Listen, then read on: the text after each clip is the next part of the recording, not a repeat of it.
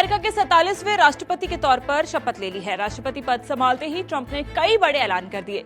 Trump ने कहा कि अब अमेरिका में सिर्फ 2 ही जेंडर होंगे, मेल और फीमेल। उन्होंने थर्ड जेंडर को नकार दिया है। अमेरिकी राष्ट्रपति डोनाल्ड ट्रंप ने शपथ लेने के बाद कहा, आज से अमेरिकी सरकार की आधिकारिक नीति के तहत केवल 2 जेंडर होंगे, पुरुष और महिला। ट्रंप ने इस बारे में आगे कहा, हम एक ऐसा समाज बनाएंगे जो रंग भेद रहित और योग्यता पर आधारित होगा। यानी अब अमेरिका में थर्ड जेंडर यानी ट्रांसजेंडर यानी कि किन्नरों को आधिकारिक तौर पर मान्यता नहीं मिलेगी। लेकिन आपको बता दें कि अमेरिका ऐसा पहला देश नहीं है जहां तीसरे जेंडर को मान्यता नहीं दी जाएगी। चलिए आपको बताते हैं दुनिया के किन देशों में थर्ड जेंडर को नहीं मिली है मान्यता। इन देशों में भी थर्ड जेंडर को नहीं पूरी मान्यता।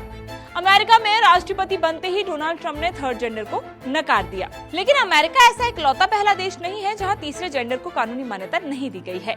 दुनिया में फिलहाल कई ऐसे देश मौजूद हैं जहां थर्ड जेंडर को कानूनी मान्यता प्राप्त नहीं है।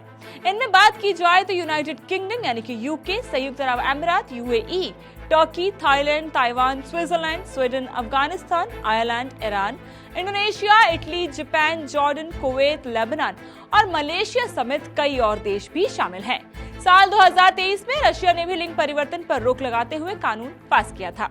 भारत समेत इन देशों में मान्यता। जहां अमेरिका ने थर्ड जेंडर को नकार दिया है, वहीं भारत में थर्ड जेंडर को कानूनी मान्यता प्राप्त है।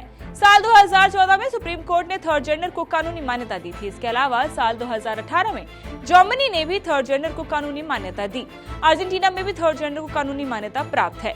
इसके अलावा Australia, Bangladesh, Canada, Chile, Costa Rica, Denmark, Ireland, Mexico, Nepal, Netherlands, New Zealand और पाकिस्तान जैसे देशों में भी थर्ड जेंडर को कानूनी मान्यता प्राप्त है। तो अब आपको पता है कि सिर्फ अमेरिका इस लिस्ट में शामिल नहीं है, बल्कि कई देश ऐसे भी हैं जिन्होंने अभी तक थर्ड जेंडर को मान्यता नहीं दी है। वहीं भारत समेत कई देश ऐसे भी हैं जहां इस पर मान्यता प्राप्त है। तो इस पूरी खबर पर क्या है आपकी राय, हमें कॉमेंट सेक्शन में जरूर बताएं और ऐसी तमाम जानकारियों के लिए जुड़े रहें इंडिया टीवी के साथ।